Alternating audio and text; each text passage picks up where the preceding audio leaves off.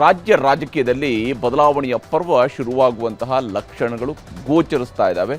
ಯಾವಾಗ ಡಿ.ಕೆ. ಬ್ರದರ್ಸ್ ದೆಹಲಿಗೆ ಹೋಗಿ ಅಧಿಕಾರ ಹಸ್ತಾಂತರದ ಕ್ಲೇಮ್ ಮಾಡಿ ಬಂದರೂ ಆಗಲೇ ಸಿದ್ದರಾಮಯ್ಯನವರ ಬಣ ಕೂಡ ಅಲರ್ಟ್ ಆಗಿದೆ. 3 ದಿನದಿಂದಲೂ ದೆಹಲಿಯಲ್ಲಿ ಠಿಕಾಣಿ ಹೂಡಿರುವ ಸಿಎಂ ಆಪ್ತ ಸಚಿವರು ಈಗ ನಾಯಕತ್ವ ಬದಲಾವಣೆಗೆ ಬ್ರೇಕ್ ಹಾಕುವ ಕೆಲಸಕ್ಕೆ ಮುಂದಾದಂತೆ ಗೋಚರಿಸ್ತಾ ಇದೆ. ಲೋಕೋಪಯೋಗಿ ಸಚಿವರಾಗಿರುವಂತಹ ಸತೀಶ್ ಜಾರಕಿಹೊಳಿ 3 ದಿನದಿಂದ ದೆಹಲಿಯಲ್ಲಿ ವಾಸ್ತವ್ಯ ಹೂಡಿದ್ದಾರೆ. ಭಾನುವಾರ ರಾತ್ರಿ ದೆಹಲಿಗೆ ಹೋಗಿದ್ರು. ಸೋಮವಾರ ಬೆಳಗ್ಗೆ ಕಾಂಗ್ರೆಸ್ನ ರಾಜ್ಯ ಉಸ್ತುವಾರಿ ರಣದೀಪ್ ಸಿಂಗ್ ಸುರ್ಜೇವಾಲಾ ಅವರನ್ನ ಭೇಟಿಯಾಗಿದ್ರು. ನಿನ್ನೆ ಸಂಜೆ ಸಮಾಜ ಕಲ್ಯಾಣ ಸಚಿವ ಎಚ್.ಸಿ. ಮಹದೇವಪ್ಪ ಅವರು ಕೂಡ ದೆಹಲಿಯನ್ನು ತಲುಪಿದರು. ಇಬ್ಬರು ಸಚಿವರು ಒಟ್ಟಿಗೆ ಹೋಗಿ ಎಐಸಿಸಿ ಅಧ್ಯಕ್ಷ ಮಲ್ಲಿಕಾರ್ಜುನ ಖರ್ಗೆ ಅವರನ್ನ ಭೇಟಿಯಾದರು. ಸರಿಸುಮಾರು 1 ಗಂಟೆಯ ಕಾಲ ಖರ್ಗೆ ಅವರ ಜೊತೆಗೆ ಬಹಳ ಮುಕ್ತವಾಗಿ ಮಾತುಕತೆಯನ್ನು ನಡೆಸಿದ್ದಾರೆ. ಎಲ್ಲರ ಮುಂದೆಯೂ ಸತೀಶ್ ಜಾರಕಿಹೊಳಿ ಅವರು ಪ್ರಮುಖವಾಗಿ ಇಟ್ಟಿರುವಂತಹ ವರದಿ ಅಹಿಂದಾಸ್ತ್ರ. ಕುರ್ಚಿ ಕದನಕ್ಕೆ ಅಹಿಂದ ಹೆಸರಲ್ಲಿ ಜಾರಕಿಹೊಳಿ ಅಂಡ್ ಟೀಮ್ ಕೊಟ್ಟಿರುವಂತಹ ರಿಪೋರ್ಟ್ನ ಹೈಲೈಟ್ಸ್ ಅನ್ನು ನಾವು ಗಮನಿಸಬೇಕು. ಕಾಂಗ್ರೆಸ್ ಪಾಲಿನ ಸಾಂಪ್ರದಾಯಿಕ ಅಹಿಂದ ಮತಗಳಿಗೆ ಪೆಟ್ಟಾಗ್ತಾ ಇದೆ. ಈಗ ಚುನಾವಣೆ ಆದರೂ ಕೂಡ ಹಾಲಿ 40ರಿಂದ 45 ಶಾಸಕರು ಸೋಲುವ ಭೀತಿ ಇದೆ. ಹೀಗಾಗಿ ಅಹಿಂದ ಮತ ವಿಭಜನೆ ಆದರೆ 2028 ಚುನಾವಣೆಗೆ ಸಂಕಷ್ಟ ಎದುರಾಗಬಹುದು. ಅದಕ್ಕಾಗಿಯೇ ಅಹಿಂದ ಮತಗಳನ್ನು ಕ್ರೋಢೀಕರಿಸೋದಕ್ಕೆ ಸಮಾವೇಶಗಳನ್ನು ಮಾಡಬೇಕು. ಅಹಿಂದ ಸಮಾವೇಶದ ಆಯೋಜನೆಗೆ ನೀವು ಅನುಮತಿಯನ್ನು ಕೊಡಬೇಕು ಅನ್ನುವಂತಹ ಮನವಿಯನ್ನು ಮಾಡಿಕೊಂಡಿದ್ದಾರೆ. ಹಾಗೆಯೇ ಹಿರಿಯ ನಾಯಕರ ಹುದ್ದೆ ಹಾಗೂ ಜವಾಬ್ದಾರಿಗಳ ಬಗ್ಗೆಯೂ ಕೂಡ ನಿರ್ಣಯಗಳು ಆಗಬೇಕು. ಈ ವಿಚಾರದಲ್ಲಿ ಯಾವುದೇ ರೀತಿಯಂತಹ ತರಾತುರಿಗಳನ್ನು ಮಾಡಬಾರ್ದು. ಪಕ್ಷದೊಳಗಿನ ಗೊಂದಲಗಳಿಂದ ನಮ್ಮ ಗ್ಯಾರಂಟಿಗಳು ಅಂದರೆ ನಾಯಕತ್ವದಲ್ಲಿರುವಂತಹ ಗೊಂದಲಗಳಿಂದಾಗಿ ನಮ್ಮ ಗ್ಯಾರಂಟಿಗಳು ಪಕ್ಷಕ್ಕೆ ಫಲ ಕೊಡ್ತಾ ಇಲ್ಲ, ಫಲ ತರ್ತಾ ಇಲ್ಲ ಅನ್ನುವಂತಹ ವಾಸ್ತವವನ್ನು ತಿಳಿಸುವ ಪ್ರಯತ್ನವನ್ನು ಮಾಡಿದ್ದಾರೆ. ನಾಯಕತ್ವ ಬದಲಾವಣೆ ವಿಚಾರವನ್ನೇ ಹೈಕಮಾಂಡ್ ಕೈ ಬಿಟ್ಟರೆ ಉತ್ತಮ ಅನ್ನುವಂತಹ ಸಲಹೆಯನ್ನು ಕೂಡ ಇದೇ ಸಂದರ್ಭದಲ್ಲಿ ಕೊಟ್ಟಿದ್ದು, ಬೇಕಿದ್ರೆ ನೀವು ಸಂಪುಟ ಪುನರ್ರಚನೆ ಮಾಡಿ ಹೊಸ ಶಾಸಕರಿಗೆ ಅವಕಾಶವನ್ನು ಮಾಡಿಕೊಟ್ರೆ ಆವಾಗ ಸಂಪುಟಕ್ಕೂ ಕೂಡ ಹೊಸ ಉತ್ಸಾಹ ಬರುತ್ತೆ ಅನ್ನುವಂಥದ್ದನ್ನು ವಿವರಿಸಿದ್ದಾರೆ. ಬದಲಾವಣೆ ಆಗಲೇಬೇಕಿದ್ರೆ ಆಗ ಅಹಿಂದ ನಾಯಕರ ಸ್ಥಾನಮಾನಗಳನ್ನು ಸ್ಪಷ್ಟಪಡಿಸಬೇಕು. ಯಾರಿಗೆ ಯಾವ ಹುದ್ದೆ ಅನ್ನೋದರ ಬಗ್ಗೆ ಕೂಡ ಒಂದು ಸ್ಪಷ್ಟತೆ ಸಿಗಬೇಕು. ಅಹಿಂದ ವರ್ಗವನ್ನು ಬಿಟ್ಟು ನಿರ್ಣಯ ತೆಗೆದುಕೊಳ್ಳುವಂಥದ್ದು ಕರ್ನಾಟಕದ ಮಟ್ಟಿಗೆ ಅಸಾಧ್ಯ, ಅದು ಸಾಧ್ಯ ಇಲ್ಲದೆ ಇರುವಂಥದ್ದು. ಹೀಗಾಗಿ ಅಹಿಂದವನ್ನು ಒಗ್ಗೂಡಿಸುವಂತಹ ಕೆಲಸ ಆಗಬೇಕು ಅನ್ನೋದನ್ನು ಸತೀಶ್ ಜಾರಕಿಹೊಳಿ ಅವರು ಹೇಳಿದಾರಂತೆ. ಇಷ್ಟಕ್ಕೆ ಸತೀಶ್ ಜಾರಕಿಹೊಳಿ ಅವರು ಸುಮ್ಮನಾಗಿಲ್ಲ. ರಾಜ್ಯದ ನಾಯಕತ್ವದಲ್ಲಿ ಒಂದು ವೇಳೆ ಬದಲಾವಣೆ ಮಾಡಿದ್ದೇ ಆದರೆ ಕೆಪಿಸಿಸಿ ಅಧ್ಯಕ್ಷ ಸ್ಥಾನ ನನಗೆ ಕೊಡಿ ಅಂತಾನೂ ಕೂಡ ಸತೀಶ್ ಜಾರಕಿಹೊಳಿ ಅವರು ಹೈಕಮಾಂಡ್ ಮುಂದೆ ತನ್ನ ಮನದಾಳದ ಮಾತುಗಳನ್ನು ಹೇಳಿ ಬಂದಿದ್ದಾರೆ ಅನ್ನುವಂತಹ ಮಾಹಿತಿ ಇದೆ.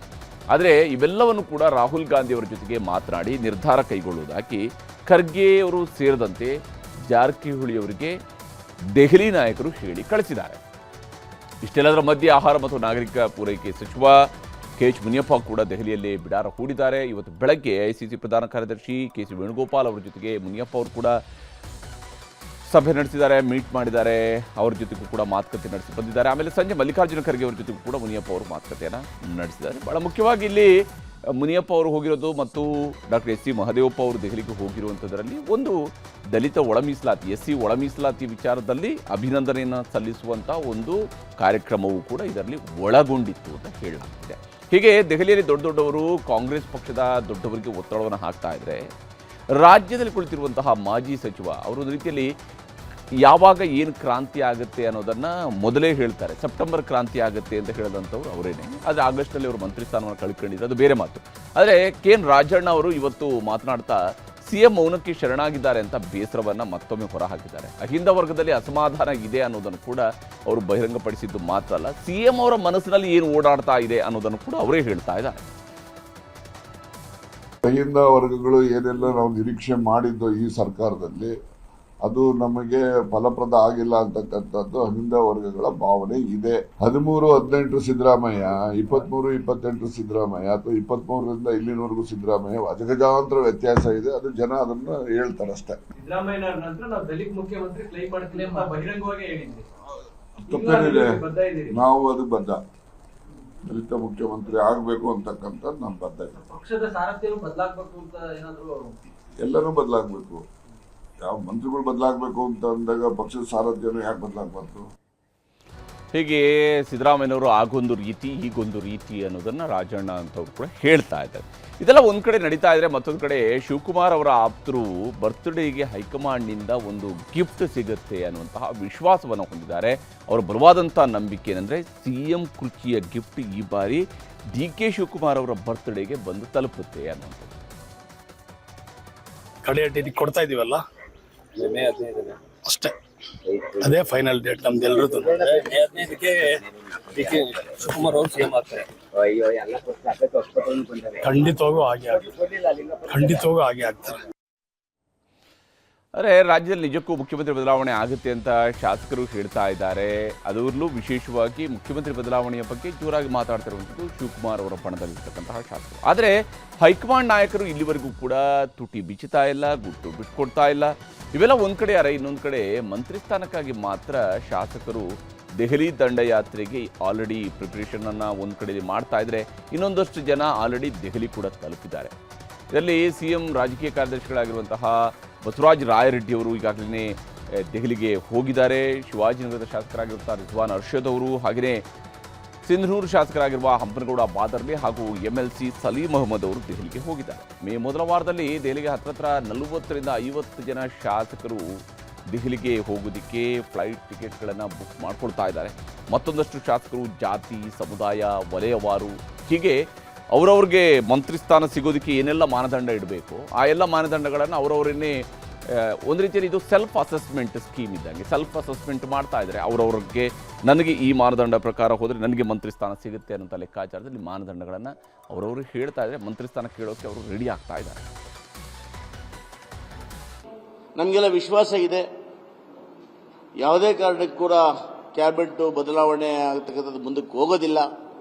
ಬದಲಾವಣೆ ಆಗ್ತದೆ. ನಂತರ ಮೇ 5 ನಂತರ 15 ಒಳಗಡೆ ಒಳ್ಳೆ ಸುಸೂಚಿತ ಕನ್ನಡ ರಾಜ್ಯ ಬರಬಹುದು ಅಂತ ನಾವಾದರೂ ಕೂಡ ಆಶಾಭಾವನೆಯಿಂದ ಇದ್ದೇವೆ.